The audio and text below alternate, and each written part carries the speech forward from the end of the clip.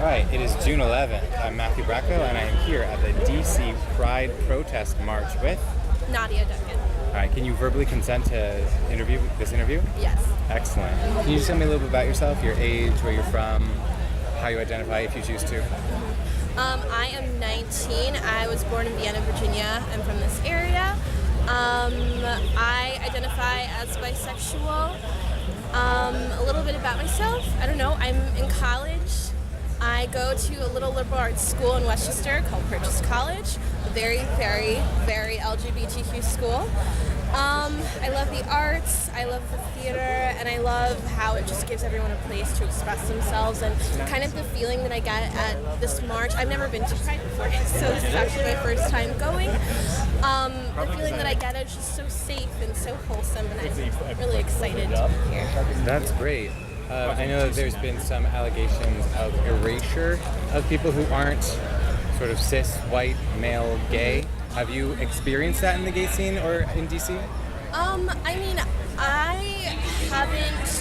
I feel like what I've mostly tried to do is sort of step back and not kind of over-speak voices of people who may be less, I don't want to say like passing, but I don't know, who may be more visibly queer. But I definitely see the erasure. I definitely see that there isn't a lot of representation outside of like white, gay, cis guys. But I think that that's really changing. And I think even this march, if you look around, it's changing. And I think that people are realizing that the erasure exists, and that's kind of the first step. Has it affected you as a person in your journey? I think it's affected me most because I don't see a lot of examples of myself. I mean, luckily my mom is a lesbian, so that's like the closest example I kind of have. But I in terms of like seeing on the gay scene, I don't see a lot of examples, but I feel like it's not a bad thing to be a trailblazer, to feel like you're kind of making a statement and being a representative that other people after you can look up to. Yeah, that's fantastic. So your mom is a lesbian? Mm-hmm. Are you two close? Do you talk about stuff a lot? Yeah. I mean, she was really, really excited that I was coming. She had to work today, so she couldn't come. But she usually does come with her partner, but she's doing today.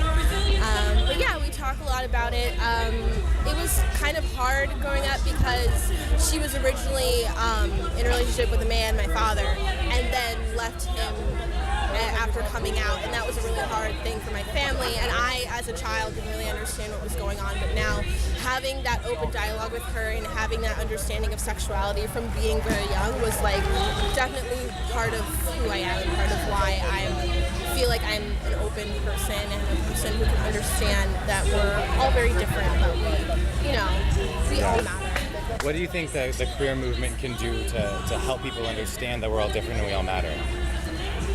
I think the movement can be more focused on not commercializing everything and making it sort of palatable for straight people.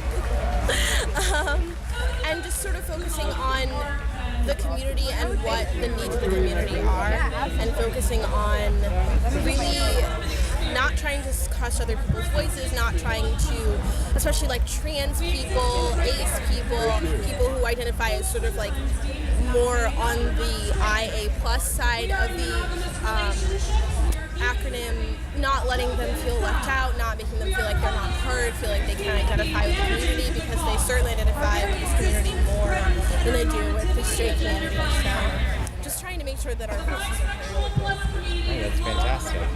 Do you think that as you continue in your sort of queer life, how do you see yourself being a part of the movement?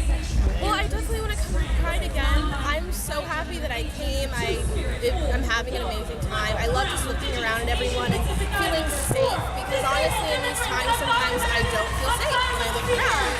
And like if I see one of those red hats, I'm not feeling safe. So it's nice to know that there's a safe space available to me. And like I feel very safe at school, but I realize that like once I graduate, that will go away.